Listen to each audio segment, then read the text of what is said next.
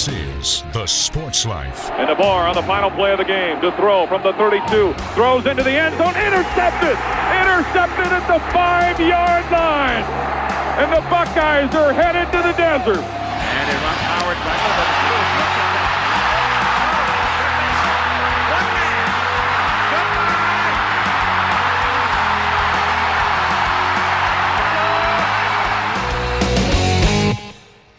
And welcome into the Sports Life. Will Tiemann here along with Dalton Shetler. Some classic moments of the Ohio State-Michigan rivalry. By the way, Dalton, could you pick two guys with better voices? Paul Keels and Keith Jackson? What? It's incredible. And you want us to talk after those guys? It's not fair. But anyway, not to give you a little bit of a spoiler alert, since this is the week of the big game, Michigan and Ohio State in Ann Arbor this go-around, we're going to take a look at the rivalry and flash back to the biggest upset in that series, maybe. It came in 1969 when Michigan went down to Columbus and won it. And no doubt about it, that changed the rivalry in many ways between Ohio State and Michigan. But also here in this show, I mean, look, Indiana football, the season they've had, who could have ever predicted this? It's one of the best stories there is. And the person who's relaying the story of the best story is Don Fischer. And he's in his 53rd year, and we've done a story about that storyteller. We're going to be giving you that here during this show. And also, Michigan State hockey really kind of broke through a glass ceiling and turned the program around the last couple of years under head coach Adam Nightingale. And the Spartans are still rolling towards the very top of the country. We're going to be bringing you the cover story of Adam Nightingale later on. Well, with that, you ready for the Sounds of the Week? I certainly am. We're doing a little bit of a throwback edition of the Sounds of the Week here in this one to get ready for the game of Ohio State and Michigan. We're pulling back some of the bigger moments in the rivalry. We're going to get one from each side here, so both parties are represented. No fighting here on the Sports Life. Let's start by going back to 2006. This was at the time labeled the game of the century. Number 1 versus number 2. Ohio State beats Michigan 42-39, and you'll get to hear from the voice of the Ohio State Buckeyes, Paul Keels, here in this one, and afterwards you'll hear from Ohio State quarterback Troy Smith. Second down, Smith hands it to Wells, who goes spinning up the middle, gets past the 50 to the 45 to the 40, 30-yard line, 20, 15, 10, 5, touchdown, Chris Wells. Chris Wells right down the middle of the field. Leon Hall with a last chance to try and stop him, and the freshman from Akron Garfield, a 52-yard scoring run, and Ohio State throws 6 more on the board. Troy Smith under center, tight end Rory Nickel will motion to the right, and Smith calls for the ball on 2nd and 1, feeds it to Pittman, who goes straight ahead, first down, 50-yard line, 40, Pittman, he may be gone, 20, 10, 5, touchdown, Antonio Pittman. 56 yards to the house. I'm at a loss of words right now. I was downstairs with my teammates, and the overall feel of everybody is unparalleled. You wouldn't be able to understand unless you've ran the gashes that we ran the hills that we ran, pushed the sleds that we've pushed, played Powerball, sand pits, when that heat and that sun is beating down on your back in the summer. The commitment and the focus was a key word for us today. I love every single one of my teammates with the deepest passion you can probably have for another person. Our staff did a great job today putting us in the right calls and the right situations. You got to fight, though. Persevere. And the 2006 Ohio State Buckeyes did just that. Well, some heartfelt words by quarterback Troy Smith. And by the way, when he was going through all their workouts, no big deal. That's what we do. Every morning. I understand what the big deal is. But also, when you think about it, we talk about big plays, usually passing plays. 2 50-yard plus runs in that game, that's really something. And that's Big Ten football, is it not? That's what we're here for. But also, as we mentioned, will represent Michigan, a positive moment for them, because Ohio State, look, they had that win in 2006. There's a couple decade stretch where they just owned this rivalry. But here recently, Michigan has a 4-game win streak in this rivalry against the Ohio State Buckeyes. Let's go to the one that ended the drought for Michigan. 2021 at the Big House. It was then Jim Brandstatter who was on the call as the Wolverines defeated the Buckeyes 42-27. McNamara gets the snap, gives it to Haskins. Haskins scores untouched from the 4-yard line. His 5th of the day, and the Wolverines extend their lead. Football game right here. 4th down and long. Back to throw. Ojabo gets back there. Forced Stroud out. Throw the ball down. That's caught, but it's short of the first down. That's it. It's caught by Olave, but it's 5 yards short of the first down. That'll do it. Ladies and gentlemen, the long drought is over. Ohio State is vanquished. 42-27 is the score, and the Wolverines are going to go to Indianapolis. Well, I would say Jim Brandstatter, who was, before he retired, 37 years as a broadcaster for Michigan and played at Michigan. I think he was jacked. I think there was a lot of his heart and soul into that one. And again, the context of it, Ohio State had a long win streak against Michigan. They finally snap it there in that one, and that's where all of a sudden you took notice. And that also, by the way, you hear at the end, Jim Brandstatter says the Michigan Wolverines end up in Indianapolis. That was the first time that Michigan had made it to the Big Ten championship game since it was created to be played there in Indianapolis. So it had been a long time coming, and you feel every single bit of that long time and patience in Jim Brandstatter's call there. And the other thing is, this was kind of the beginning of the foundation of what was to come, and wind up being 2 more wins over Ohio State, 2 Big Ten titles, and a national championship. And so that was the beginning, and what a run. And so it's going to be kind of interesting to see what happens Saturday when Michigan meets up with Ohio State.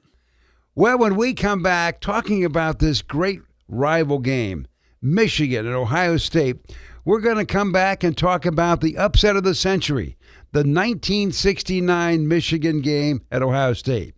Woody versus Bo, the upset of the century. It's all coming up in just a moment. So, I got one for you, boss. Oh, yeah? What's black, white, and dented all over? I give up. The company truck. I know, but thanks to our agent, we've already submitted an insurance claim and can track the status right from the app. Auto owners pays what they owe without any hassle. Lucky for you, that's simple human sense.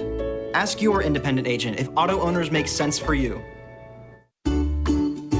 Medicaid and CHIP offer free or low-cost health coverage for children and teens. Hospital and doctor visits, prescriptions, shots, and more are covered. That's peace of mind for parents if a child is sick or gets injured. And parents may now be eligible for Medicaid too, even if they've applied in the past. Enrollment is always open. Visit insurekidsnow.gov or call 1-877-KIDS-NOW. Paid for by the U.S. Department of Health and Human Services.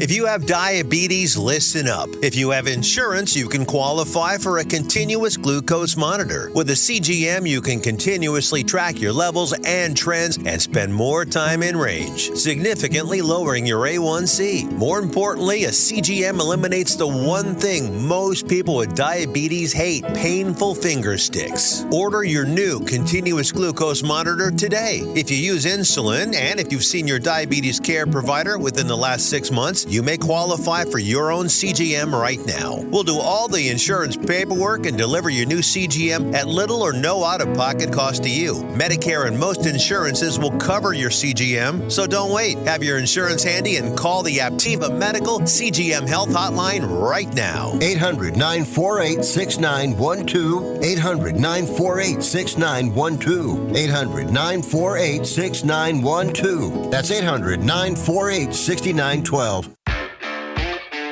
We'll be back with more in a moment. This is The Sports Life.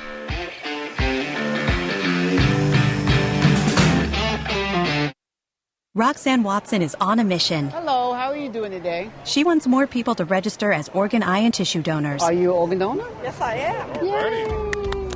My goal is to sign up the most people in the United States. What drives her? Roxanne's own life was saved through the gift of a heart transplant, made possible by an organ donor. I decided that day that I was going to devote myself to the cause of organ donation and signing people up and honoring my donor by doing that. Now she's back to health, and she's a powerful force helping to save lives every day through her work. Imagine what you can make possible by leaving behind the gift of life. 8 people can be helped with the major organs, and up to 50 people can be helped with a little bit of everything. And when you think about it that way, that you could help that many people, it's amazing. It really is. Learn more and sign up as an organ, eye, and tissue donor. Go to organdonor.gov. A message from the U.S. Department of Health and Human Services, Health Resources and Services Administration.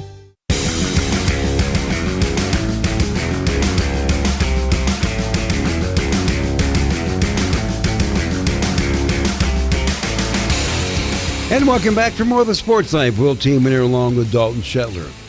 It is hard to imagine the last week of the regular football season in the Big Ten is right in front of us. So as a way to kind of celebrate all the good things that have happened this football season, and also the expansion of the Big Ten and what that has meant for everybody, we thought we would revisit some of the best features we've done. And we're going to start off this show with one of the greatest games ever played to put Woody and Bo on the map. The big upset of the century, the 1969 Michigan-Ohio State game in Columbus. Well, on this week in 1969, November 22nd to be exact, one game changed the contemporary landscape of a conference, a university, all the while creating a brand new coaching legend.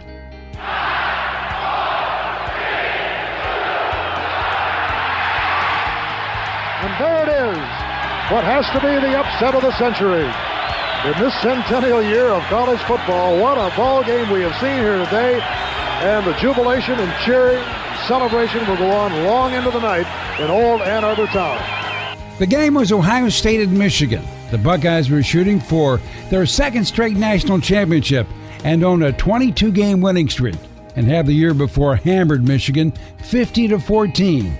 Scoring late in that game, and to the surprise of many, went for 2. It was said that Ohio State was the team of the century, and that only a team like the Minnesota Vikings of the National Football League could beat them. But on this November day at Michigan Stadium, for a then record crowd of over 103,000, they saw what might have been the biggest upset of the century. The final score was Michigan 24 and Ohio State 12. Offensive lineman Dan Deerdorf, who since his playing days at Michigan has been inducted into both the College Football and National Football League Hall of Fames, played in this game, but at the end did not quite understand its historic significance.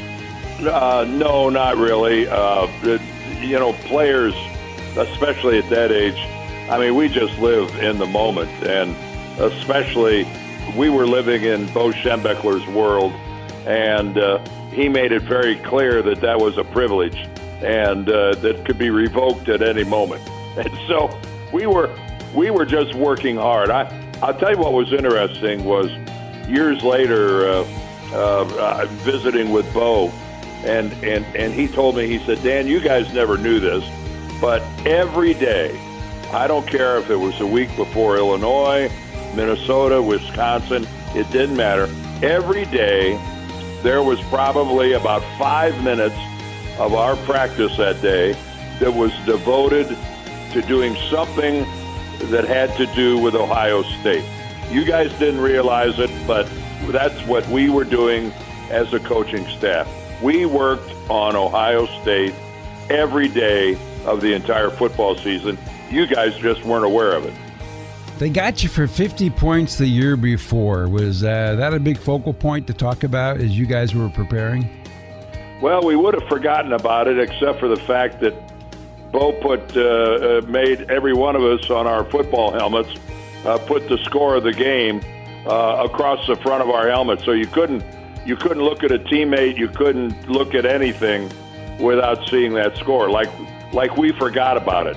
But Bo wanted to make sure we didn't. No, that embarrassment the year before, because we were a pretty good football team, and getting embarrassed like that in Columbus, no, that was an open wound for every one of us. Is it true that Woody Hayes really said when he went for 2 late in that game the year before, when asked, why did you go for 2 when the game was sealed? And he said, because I couldn't go for 3. Was that true? Well, I wasn't at the post-game press conference. Nobody had a recording of it. But I can only tell you that it's a great line. So if he didn't say it, he should have said it. It encapsulates back then the Michigan-Ohio State rivalry. Hey, you know what? It's our job to stop him. If he wants to go for a 2-point conversion, who cares? But you got to admit, if he actually did say it, it's a heck of a line. It's a great line, Dan. It's a great line. Hey, you know what? Let me just say one thing about Woody Hayes. A lot of people use the word hatred when they talk about Michigan and Ohio State. I can only tell you, in my era, that was not a word we ever used. There was nothing but respect for Coach Hayes and everything that he accomplished at Ohio State. Were they bitter rivals? Yes. But at the end of the day, about half our football team was from Ohio, and if we got a phone call that the University of Michigan was disbanding their football program, I'll bet you people would have been astonished how many guys from our football team would have then gone to Ohio State. It was respect, not hatred.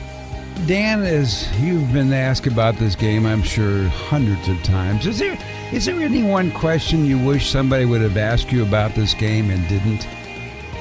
I think the one thing that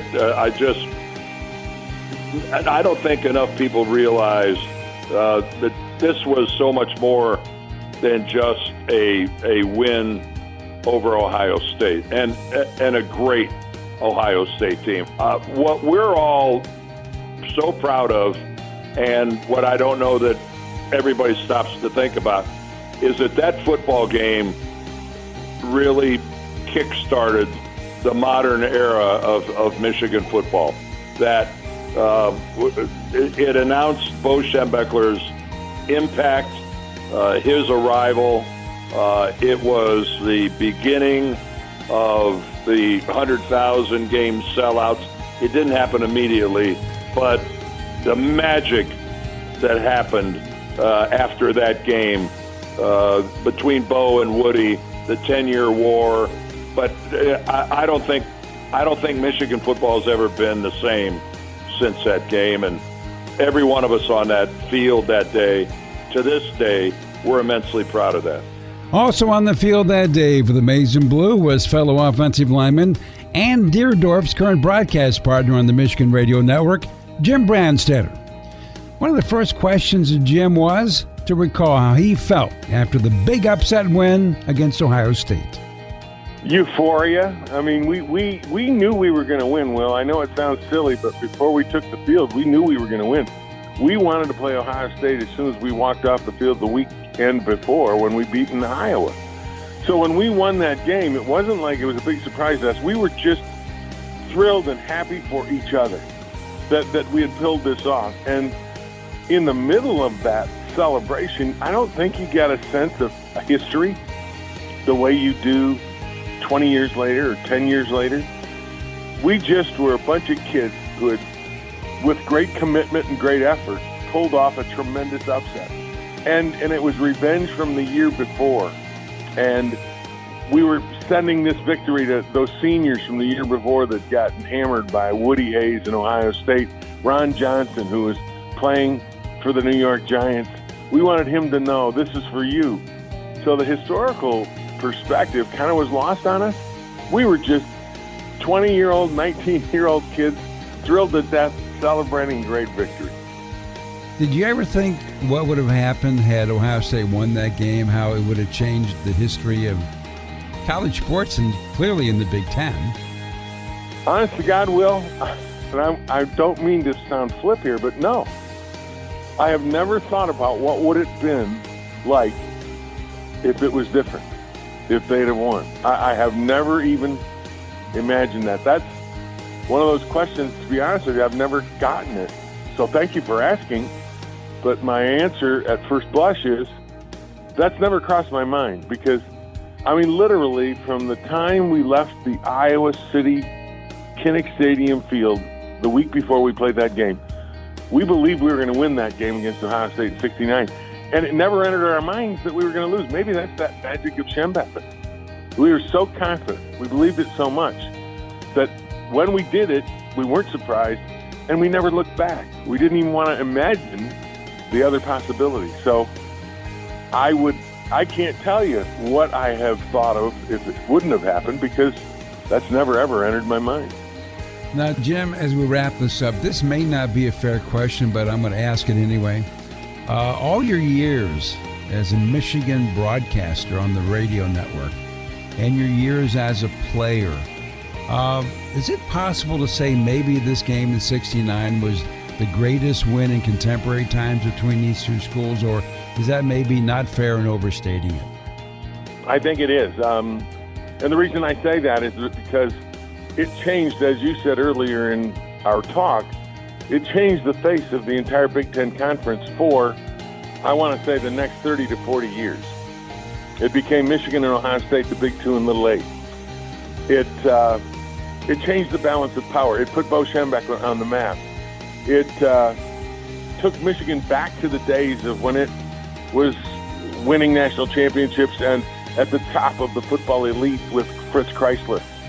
And so that game was just the shock to the system. That was the defibrillator shot that got the heartbeat pumping again, and it never stopped for the next 30 to 40 years to the end of the Lloyd Carr era. So, yeah, in my lifetime, in all the years that I've spent at Michigan football, we've had big wins. We won a national championship in '97.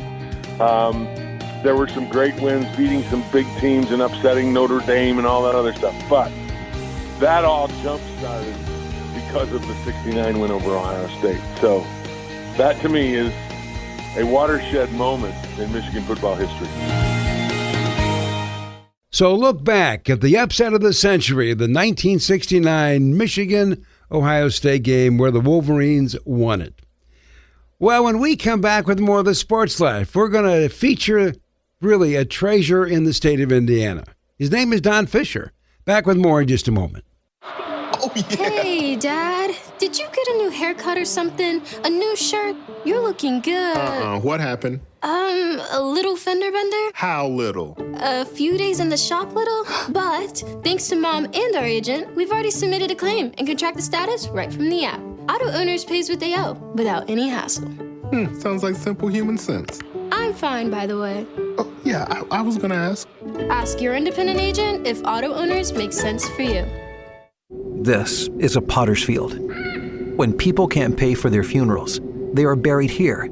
It is a lonely, desolate place, littered with unmarked headstones. No one visits. No one leaves flowers.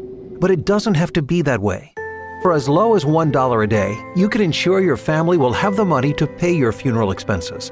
We offer burial insurance plans that pay up to $30,000. Considering the average funeral costs more than $10,000, that's peace of mind for your family. There are no medical exams, your rates won't increase, and your policy cannot be canceled as long as you make your premium payments. Call now to get approved in minutes and ensure your final resting place is more than just a pauper's grave in a potter's field. 800-562-2407. 800-562-2407. 800-562-2407. That's 800-562-2407. Paid for by Final Expense Direct. We all make choices about alcohol. Kids make choices whether to drink or not. Bye, Dad. Remember, I'm going to Alex's party tonight and sleeping over. Hey, remind me about that party again? And adults make choices whether to talk about it. That's true of parents and every other trusted adult in a kid's life. Kids want to know our expectations, and they want honest answers in everyday conversations. So talk with your kids and help lead them on a positive path, because when you talk, they hear you. Learn more at underagedrinking.samhsa.gov. We'll be back with more in a moment. This is The Sports Life.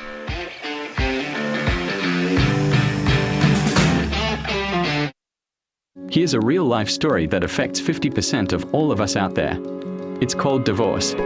If you've gotten divorced and now you're struggling to pay your bills and your credit card debts are completely out of control, you need to call this special debt relief hotline right now. We help people with all kinds of money problems caused by different life challenges, a divorce, a job loss, even heavy medical bills. All these life events can sometimes financially stress you out and cause you to get out of control. We help people get their lives back by showing them ways to consolidate and reduce their debt, in some cases for a fraction of what they owe.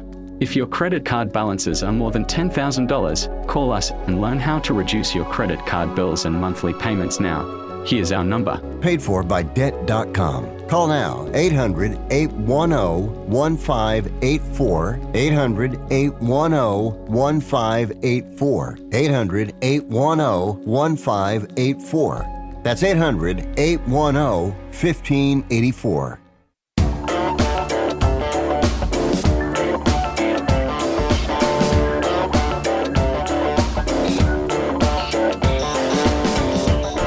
And welcome back for more of the Sports Life. Will Tiemann here along with Dalton Shetler. Well, with all the talk about this great football season Indiana has had Dalton and I thinking about this wonderful bit we did about Don Fischer a couple years ago. Now, Don Fischer, if you don't know it, is the voice of the Indiana Hoosiers, football and men's basketball. But he's just not the voice of the team. He's part of the fiber of the entire state of Indiana. He's been at this now 53 years in a row. And this guy is such a big deal, somebody even wrote a song about him. He's called the games through all these years, the ups and downs and the smiles and tears. He's been right there through thick and thin, to the mountaintop and back down again. Got lots of fans, I'm sure one still turn down the TV to turn up Don. Every true IU fan's wish, old fish. Let's hear you, Don. The Hoosiers look like they're going for the last shot. Alford trying to work himself free. Spark down on to Daryl Thomas. 8 seconds to go. On the Spark, baseline jump shot in the air. Good! 4 seconds, 3 seconds, 2 seconds, 1. The Hoosiers have won the national championship. Of course, I'm talking about the legendary Indiana University broadcaster, Don Fischer, who this upcoming season will be entering his 50th year behind the Hoosier mic. So for Don Fischer, the beginning of his broadcast Hall of Fame journey was an interesting one. The truth of the matter is I got into this business on a lark. Not a lark necessarily, but just on the spur of the moment. I was working for the railroad at the time as a ticket clerk in a railroad depot in Mendota, Illinois, where I was born. And my shift was 9 o'clock at night till 6 o'clock in the morning. And when they hired me, they said, it's going to be a couple of weeks. We're going to hire a weekend guy, but for the next couple of weeks, you're going to have to work 7 days a week. And I said, not a problem. 7 months later, I finally got my first day off. I'm not kidding you. I literally had 1 day off in 7 months. And that shift is 9 at night till 6 in the morning. What kind of social life do you think I had? So at any rate, about halfway through this 7-month period, I'm sitting in the depot one night during my break, which was 1 to 2 in the morning. Nobody around, of course. And I'm sitting there and I'm looking at Sport magazine. Sport was had started competing with Sports Illustrated for that kind of deal. And so I'm sitting there, and on the back inside cover of Sport magazine, there's a full-page ad for a place called Career Academy in Milwaukee, Wisconsin. It was a home correspondence course. And the headline was, how would you like to be a sportscaster? So that is how I started going, you know what? I know sports. I've been following sports all the years of my life at this point. I'm like 20 years old. And I just decided, hey, this is something I think I can do. And I never went to college. I was too stupid in high school to really apply myself. I was getting C's, but that was basically it.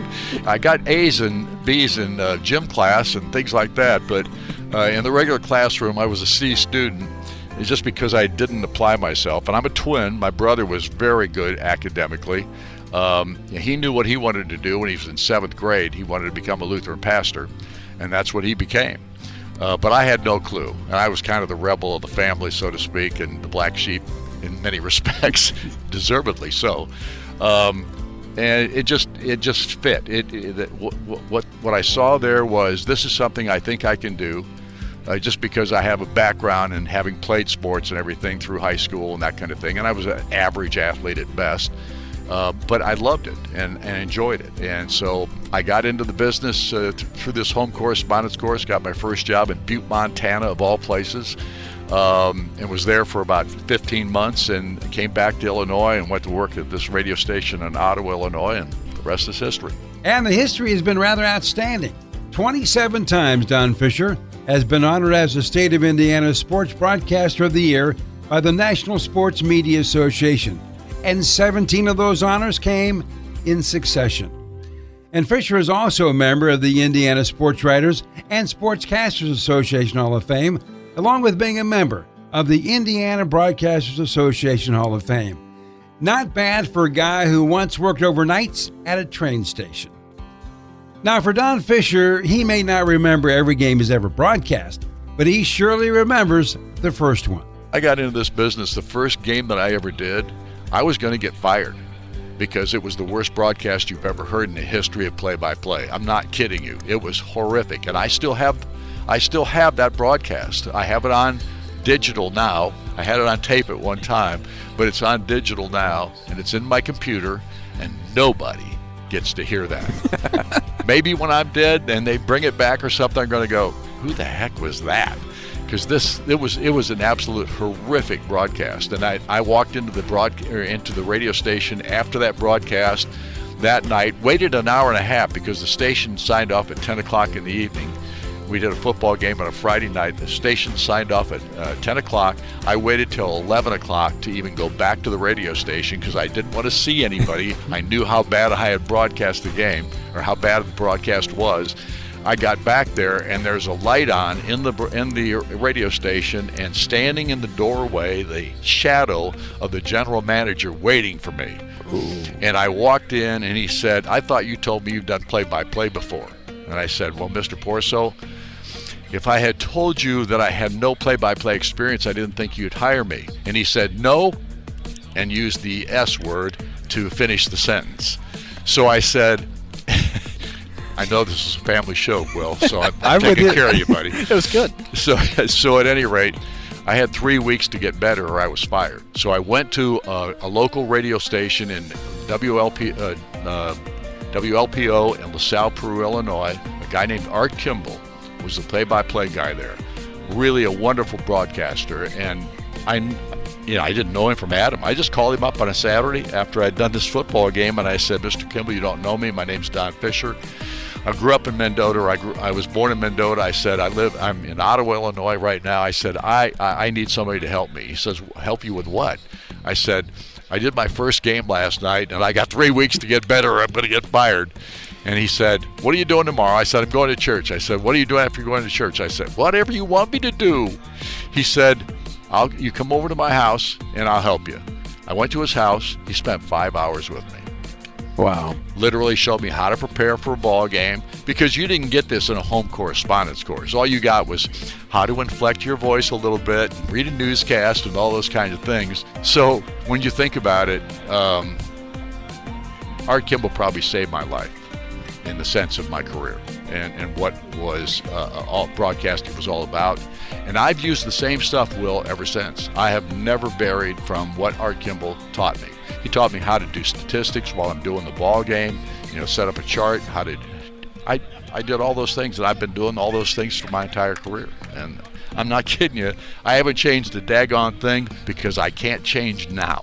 So now we know how Fish got into broadcasting, how he became a play-by-play announcer, but how did he get to Indiana way back in 1973? It was interesting. I was working in Terre Haute, WBOW radio station that allowed me to do more play-by-play than I had ever done before. I was doing an average of 175 games a year, which tells you I was never home. It was really fun, though, and it gave me great experience. It was so much one of those jobs that you kind of dream about, in the sense of being able to do play-by-play, because that's basically all I did. I did sports shows, of course, like everybody does these days, but not talk shows, but regular sportscast every morning and that kind of thing, and then I'd go out and do a ball game. At any rate, a new owner came into the radio station and decided to make the FM side, where we did all of our sports, music intensive. This is back in the 70s, as you know, and that's what FM decided to do. And so at any rate, he said, you can stick around and we'd love to have you stay as an announcer, and you'd have a chance to do maybe one game a week on the AM side. That would be it. And I went, you got to be kidding me. That's not what I want to do. I've been doing all these ball games for the last 2.5 years. So at the end of the football season, I left and went back to a station that hired me in my first sportscasting job in Ottawa, Illinois. The general manager there was the program director when I was there the first time, and I called him up and I said, hey, they've dropped sports here at WBOW. I said, is there any chance that I could hire on here in the wintertime before I look for another job? And he said, absolutely, we'll let you sell, which I'd never sold before. And I knew that was going to be a really difficult scenario. He said, but we've got a high school kid doing our football and basketball games, he said, and we'll let you teach him as much as you can teach him during the wintertime here and with basketball season. And I said, okay, I'll do it, because I didn't want to stay in Terre Haute. So I went back to Ottawa, Illinois, and then, of course, in the spring, I started looking for jobs, and one of the jobs and my old boss in Terre Haute called me up and told me that the job at Indiana was going to be an exclusive radio voice scenario for Indiana University. And today he said, you ought to apply for that. And I said, well, I'll do that. He said, I said, do you know anybody there? And he says, I know the general manager, Don Nelson. He said, I'll give him a call and see if they're still accepting applications, because I didn't know the job was open, and it had been open for like a month. So he called me back about 3 hours later, and he said, well, the job's still open, but he said they've had 270 some applicants for the job. He said, you might want to get yours in there pretty quickly. So I sent a tape and a resume to the radio station, WIRE in Indianapolis, and lo and behold, about 2 weeks later, I got a call. I made the final 5. So I went down for an interview, came back home thinking there's no chance, not with, 4 or 5 other people that they were going to interview, figuring it had to be somebody really good, or all of these guys were probably really good. Next thing I know, I get a call, and that's how I got to Indiana. So with 49 years in the books and more to come, when it's time to step away, how would Don Fischer like to be remembered? People have asked me that before, and I don't know how to answer it, to be quite honest about it. I just hope that I've been able to entertain them a little bit, and hopefully they've enjoyed what they've heard. I've always liked, I loved listening to Harry Carey when I was a kid, when he was in St. Louis, when he actually did play-by-play and really did it well. I loved listening to that guy and how much excitement he brought to a broadcast. And if I am just an inch, in that area of entertainment for people, that's how I'd like him to remember. A visit with one of the all-time greats, Don Fischer. Now, when we come back with more of the Sports Life, we're going to visit with somebody who's taken a hockey program and put it right back on top in short order. Back with more in just a moment. So, I got one for you, boss. Oh, yeah? What's black, white, and dented all over? I give up. The company truck. I know, but thanks to our agent, we've already submitted an insurance claim and can track the status right from the app. Auto owners pays what they owe without any hassle. Lucky for you, that's simple human sense. Ask your independent agent if auto owners make sense for you. If you served honorably in our nation's armed forces and you're looking for a way to continue serving your fellow veterans in your community, then join AMVETS. AMVETS members volunteer millions of hours at VA healthcare facilities from coast to coast, helping to improve the lives of their fellow veterans through the VA Voluntary Services Program. AMVETS posts and departments also participate in a wide variety of community service projects. If you no longer wear the uniform today, you can still serve through the AMVETS by joining today at amvets.org. Do you hear that? That's the sound of uncertainty lurking under your hood. You know the feeling. I know I do. That sudden sinking sensation when you see a check engine light or your car unexpectedly breaks down and you're faced with sky-high repair bills. It's time to shield against unexpected repairs with CarShield.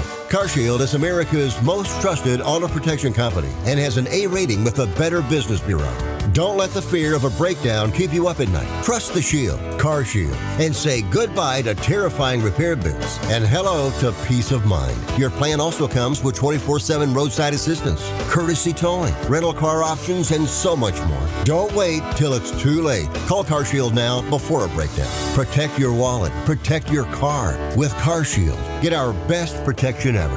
Call now. You'll thank me later. 800-965-1292. 800-965-1292. That's 800-965-1292. We'll be back with more in a moment. This is The Sports Life.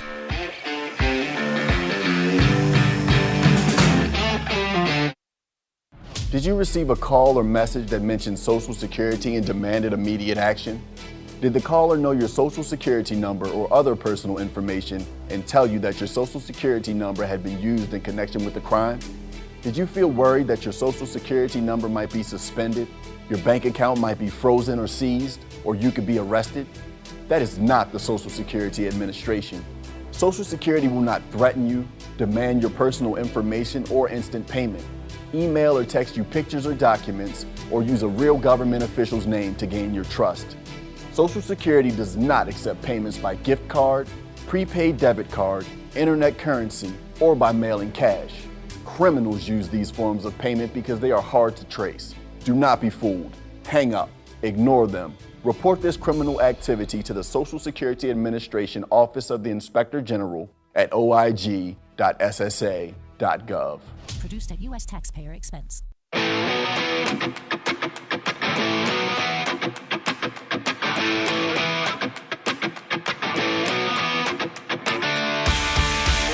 And welcome back for more of the Sports Life. Will Tiemann here along with Dalton Shetler. And don't forget, Auto Owners Insurance, simple human sense. Ask your independent agent if auto owners make sense for you. Well, this football season, a lot of discussion about the great turnaround of Indiana football. In the last couple years, there's been a similar turnaround at Michigan State when it comes to hockey. But Dalton and I had a chance to do a cover story with Adam Nightingale, the head hockey coach at Michigan State University. Now, we bring this up because if you know college hockey, you know MSU at one time was one of the great programs in the nation, but hit hard times. And when Coach Nightingale was hired, in just his second season, led Michigan State to a regular season and Big Ten tournament title, 2 championships in only his second season, and a trip to the NCAA tournament. And last year was a monstrous success, and this year they are number 1 in the nation.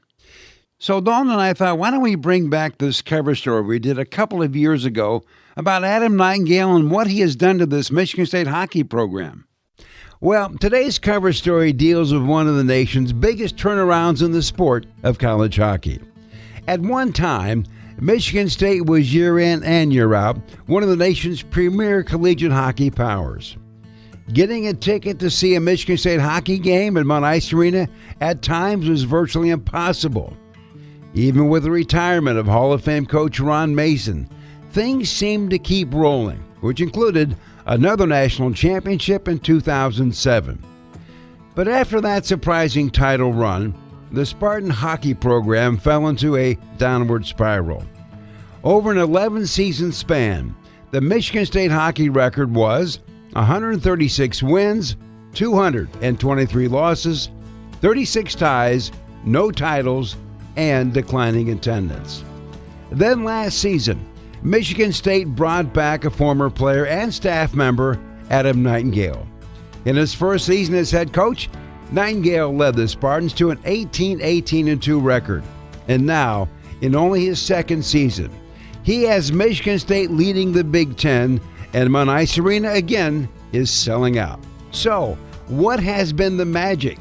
Well, I think, we're still working towards getting where we want to get to, but yeah, I think there's a ton of pride in our program, right? And I think building a program, doesn't happen overnight, and one that has a solid foundation. And I I look back at, there's a lot that was done before I got here. And, you go back to Tom Anastas, redoing the interior of the rink and putting the Jumbotron in, the work it took. And, Danton Cole to the fundraising to this, our brand new $30 million renovation is, super fortunate for it. And then, I think it was trying to hire the right people, and that was one thing that was pretty amazing is, the respect that everyone has for Michigan State hockey is the amount of people that showed interest in coming in.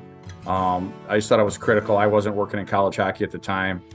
I feel like Michigan State's a place you should be able to go and get the best coaches. And, the two assistants, Jared DeMichael and Mike Towns, were guys that didn't even apply. They were, D-Mike was at UMass. They had just won a national championship. Mike Towns was, started at ASC, was at Clarkson, they were a top 15 program. And, I reached out to those guys and, just doing my homework, their names kept coming up. And then our strength coach, adding Will Morlock, he was with me with the national team and does an unbelievable job. And that's such a key to college hockey is just, development and helping guys get better and using our practice week and training week to improve because we play on the weekends. It's not a weekday league, so you got an opportunity to grow. So he's done a great job. And then Brad Fass, I think Fass is a great Spartan and obviously All-American captain, played in the NHL and really good with player development stuff. So I think that was really important is really identifying the right people to kind of help turn it around. Another key to any turnaround is the ability to sell the dream. When I look back at it, I give like Trey Augustine. He's the top American-born goalie. He just won a World Junior gold medal. He committed to us before we ever, and I had coached Trey with the national team, so there was a relationship there. And I think that, Trey knew what he was signing up for. But you think back for him, he could have went to any school he wanted to, and at that position, you're talking about a goaltender that's, potentially walking into being under siege every game, and he wanted to be part of building something special. Coach Izzo helped us with that and that recruiting process. And I think you just kind of chip away at it, and then you got to prove it too, right? We can talk about all this stuff, and I think our staff has a good reputation. Again, we're not perfect, but a good reputation with helping players get better. And we had some tangible evidence. Nico Mueller went from 6 points to 34 points. Jagger Joshua never had more than 3 goals. He had 13, signed a pro contract. Cole Krieger led the Big Ten in goals last year. Never played on the power play. He was the first fifth-year player ever to sign an NHL contract. So everyone can talk about development and helping guys get better and improvement. And I thought we had some concrete evidence there. And as for Adam Nightingale's background, it all started being from a state that loves the sport of hockey. I grew up in a hockey family, grew up in northern Michigan. Both my parents had 2 brothers that played college hockey. And both my parents were college athletes, but didn't play hockey. But we had a passion, growing up in Sheboygan for the sport. And so, moved away from home at a young age. Eventually, played, I think my junior year. And then I, got a chance to come to Michigan State and play. Then I played a couple years after. A minor pro, and I was married at the time. My wife was pregnant, and so when she was pregnant, we didn't have insurance in the off season, so I had to take find a job, something that could, so we'd be covered. And I took a job with a construction company.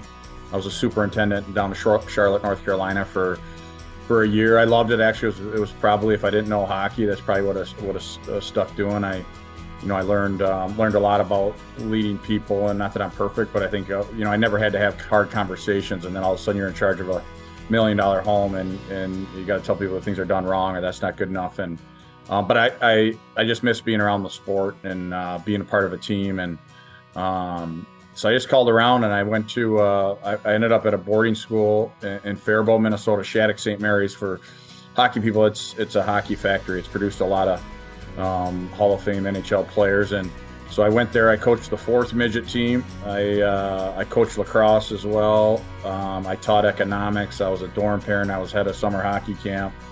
I was an advisor to seniors. So you have to wear a lot of different hats, but loved it there. I was there 2 years. Got a chance to come back to Michigan State to work for Coach Comley and Coach Anastas for 4 years as director of hockey ops. And at that time, they were pretty strict on what you're allowed to do coaching-wise. I knew I wanted to coach. I actually left Michigan State, went back to Shattuck, coached the Bantam team, which is 14 and under. I did that for 2 years. And then I got a call out of nowhere from Dan Bilesma to go to the Buffalo Sabres in the NHL. And I thought we were going to be at Shattuck the rest of our lives. It was never about the level I was coaching, but you don't get that call every day to get a chance to work in the NHL. And Dan Biles was the guy that won an Olympic, or was our Olympic coach, and won a Stanley Cup. And so I went there for a year. Then I was in Detroit with the Red Wings for 3 years. Loved my time there. And then, I ended up taking a job with the national team as the head coach of the under 17 team and, the under 18 team the next year. And then this opportunity popped up, and I was fortunate to get it. And being from Sheboygan, Michigan didn't hurt.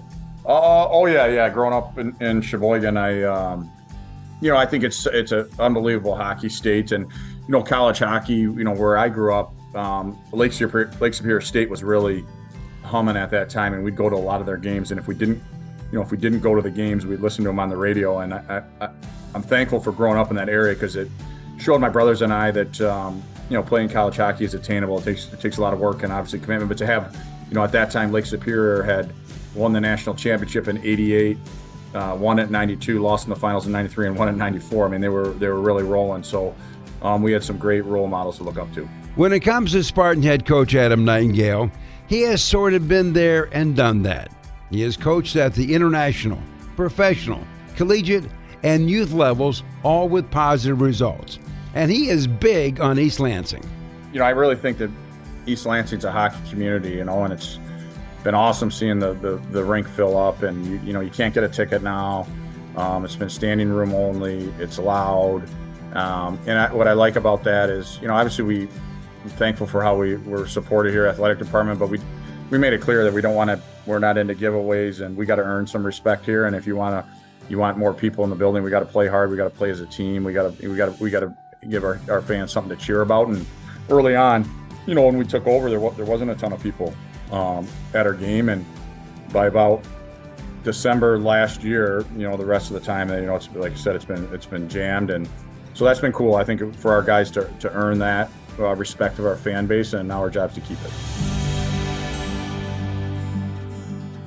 And so far, so good for the Spartans and Coach Adam Nightingale.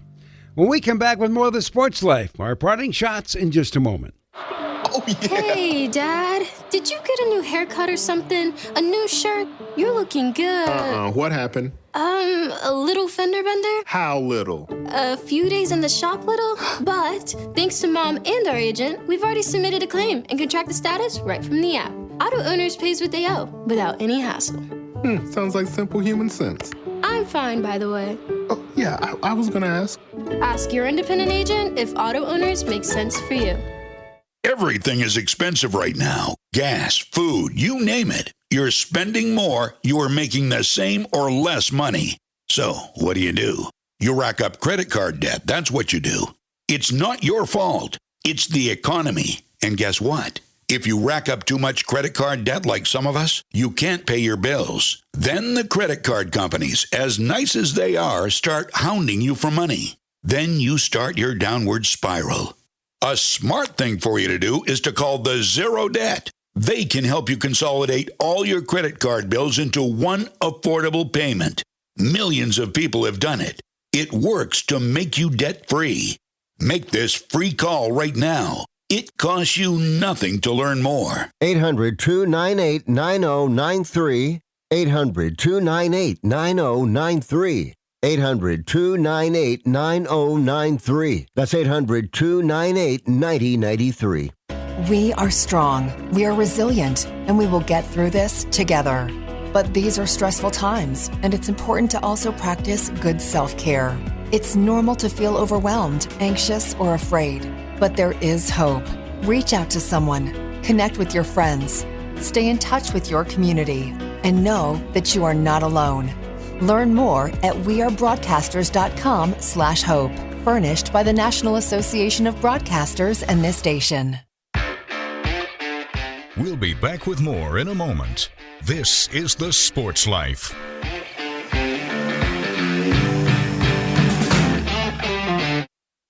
I found hope in the midst of an overwhelming situation. Alcoholism is a disease that can affect any family. Everyone suffers, but there is help and hope at Al-Anon Family Groups. Al-Anon gave me my life back. I'm a better father and husband. Are you in an overwhelming situation because of someone else's drinking? Al-Anon and Alateen can help. Local and virtual meetings are available. Maybe one could work for you. Call 1-866-200-0033 or visit alanon.org/hope.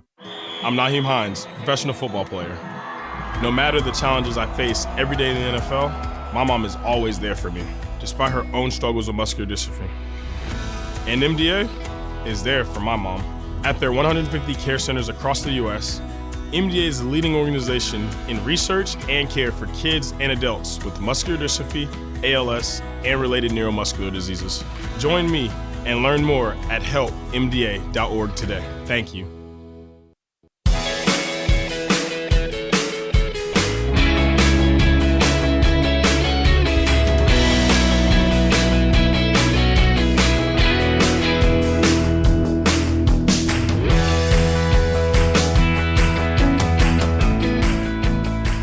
And welcome back for more of the Sports Life. Will Team here along with Dalton Shetler.